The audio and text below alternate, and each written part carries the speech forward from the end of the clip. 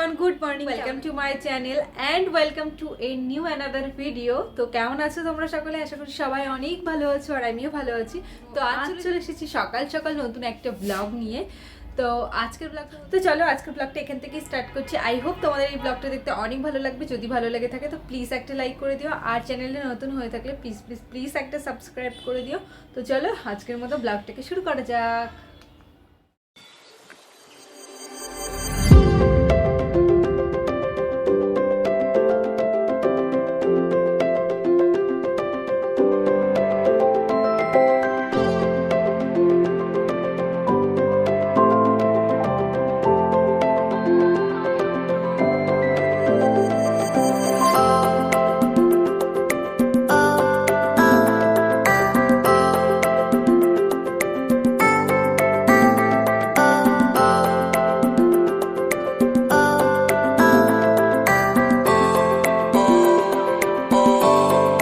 তো সকালে ঘুম থেকে উঠে আজকে সমস্ত কাজবাজ রেখে আগে অনেকক্ষণ এক্সারসাইজ করে নিয়েছি, আর এটা করার পর অনেকটা হাঁপিয়ে গেছি। তো সেই জন্য অনেকটা বেশি বেশি করে জল খেয়ে নিচ্ছি। তো জল খেয়ে তারপরে একটু রেস্ট করে তারপরে আবার কাজে লেগে যাব। তো অনেক দিন পর যদি এক্সারসাইজ করা যায় না, শরীরে ভীষণ ব্যথা হয়। তো এবারে আমি এসেছি উপরে, আর এখানে দেখছি একটা রক্তদান শিবিরের অনুষ্ঠান হচ্ছে।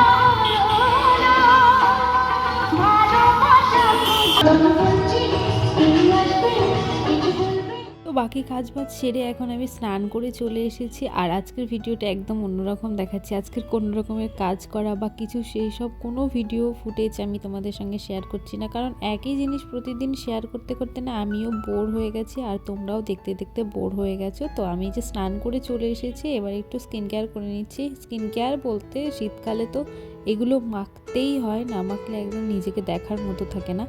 তো সেই জন্য একটু টোনার লাগিয়ে নিচ্ছি, একটু ফেস সিরাম, যেটা তোমরা আগের ভিডিওতে দেখেছো আমি নতুন নিয়েছি, তো সেটা ইউজ করেছি। তারপরে সানস্ক্রিন তো লাগাতেই হবে, একটা ময়শ্চারাইজার, একটা সানস্ক্রিন আর লিপ বাম লাগিয়ে নিচ্ছি। তো তারপরে একটু সিঁদুর পরে নেবো, আমাদের যেটা কাজ, মানে এটা করতেই হবে। তো এই আর কি, টুকটাক এইগুলো করেই আমি যাব বাড়িতে। তো সেই জন্য আবার একটু টুকিটাকি ব্যাগও গোছাতে হবে। আর তার আগে আমার আজকে মনে হলো আজকে আমি লাইফে ফার্স্ট টাইম পিঠে বানাবো।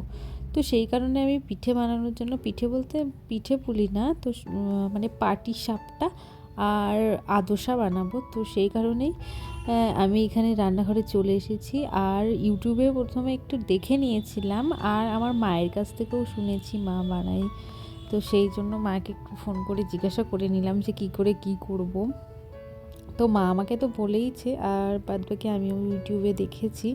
তো সেই জন্য আমি এখানে চলে এসেছি সুজি, চালের গুঁড়ো আর ময়দা দিয়ে একটা মিক্স বানিয়ে নিচ্ছি। তো তার মধ্যে দুধ দিয়ে দিয়ে একটা ব্যাটার বানিয়ে নেব। আর আমি না প্রথমবার এরকম মানে বানাতে এসেছি এইসব পিঠে পুলি। তা আমার একদমই এক্সপিরিয়েন্স নেই যে কীভাবে করতে হবে, কি দিয়ে কি করতে হবে। তো সেই জন্য আমি একটু একটু করে বারবার পরিমাণটা দেখে নিচ্ছিলাম, কারণ আমি একদমই অল্প পরিমাণে করতে চেয়েছি প্রথমবার, কারণ যদি একদম খারাপ হয় আমি চাই না যে বেশি বেশি জিনিস নষ্ট হোক। তো সেই কারণে আমি একদম অল্প অল্প করে নিয়ে ট্রাই করছি। তো জানো তো একদম মানে কি বলবো, খুবই যে ভালো পেরেছি সেটা নয়, আবার খুব খারাপ পেরেছি সেটাও নয়, কারণ প্রথমবার আমি বুঝতে পারিনি যে কতটা পরিমাণে দিতে হবে। তো সেই কারণে আমার পিঠেগুলো একদম মানে ভেঙে যাচ্ছিল। তো আমার তো প্রচণ্ড মন খারাপ হয়ে গেছিলো। তো তারপরে কি হলো চলো তোমরা দেখতে থাকো।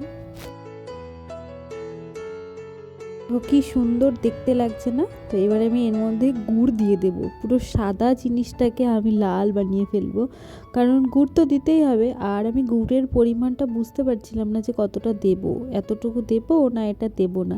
তো তারপরে দিয়েই নিলাম, আর এই যে এটা ঘোটাচ্ছি দেখো একদম পুরো সাদা থেকে লাল কালার হয়ে গেছে। দেখতে কিন্তু দারুণ লাগছিল, বাচ্চাদের মতো এইগুলো নিয়ে খেলা করতেই আমার যেন বেশি ভালো লাগছিল পিঠে বানানোর থেকে। যে আমার পাটিসাপটার ব্যাটার রেডি হয়ে গেছে, পুরো এরকম থিকনেস হয়েছে। জানি না গাইস, আমি লাইফে ফার্স্ট টাইম পাটিসাপটা বানাতে চলেছি। আমি বুঝতে পারছি না এর মধ্যে মিষ্টিটা বেশি হয়ে যাবে কি। আমার আন্দাজ মতো তো আমি গুড় ঢেলে দিলাম এর মধ্যে, দেখা যাক কি হয়। তো যাই হোক, এটা এখন আমি এত আওয়াজ, এটাকে এখন আমি 8 ঘন্টার জন্য রেস্ট করতে দেবো, এর জন্য এখন রেস্টে রেখে দেবো যাতে সুজিগুলো একটু ফুলে যায়। তো তারপরে আমি পাটিসাপটাটা বানাবো। তো চলো তোমাদের সঙ্গে আমি শেয়ার করব, তো তোমরা দেখতে থাকো। আর বলো তো এটা ঘনত্বটা একদম ঠিক আছে কি? জানি না, আমার এইরকম করতে বেশ ভালো লাগছে। তো যাই হোক, এখন আমি এটাকে রেখে দেবো এখানটায় ঢাকা দিয়ে। 8 ঘন্টা পরে সে খুলছি। তো এই তো আমি পাটিসাপটা বানানো স্টার্ট করে দিয়েছি। এটা হলো প্রথমবার দিলাম। তো প্রথমবার দেওয়ার পরে আমি বুঝতে পারছিলাম না যে কখন উল্টাতে হবে, কখন ঠিকঠাক আছে। তো তারপরে এটা করার ট্রাই করলাম। তো তারপরে দেখছি নিচ থেকে একটু একটু লেগে লেগে যাচ্ছে। তো আমি বুঝলাম যে এটা হয়তো হয়ে গেছে। তো তারপর তুলতে গিয়ে আমার ভেঙে গেল, তো গেল একটা। তো তারপর আবার সেকেন্ডবার করার চেষ্টা করলাম, এটাও সেম, এটাও ভেঙে যাচ্ছিল।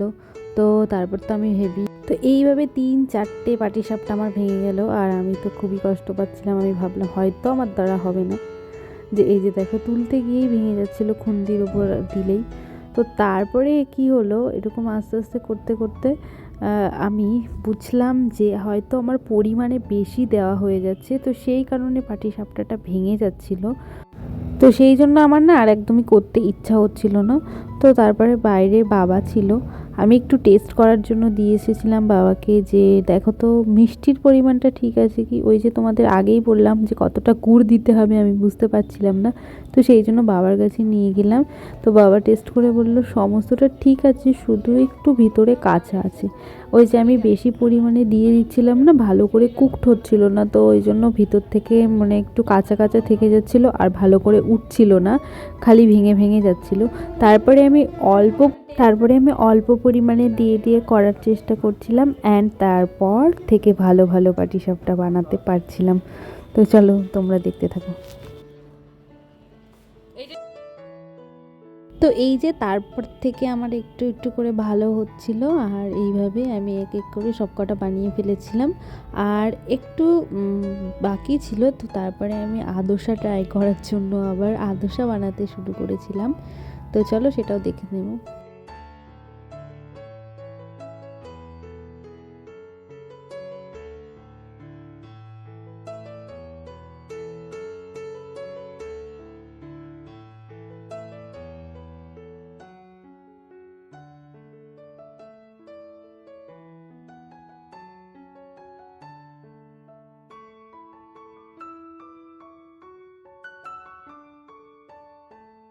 তারপরে আমি এখানে চলে এসেছি আদোসা বানানোর জন্য।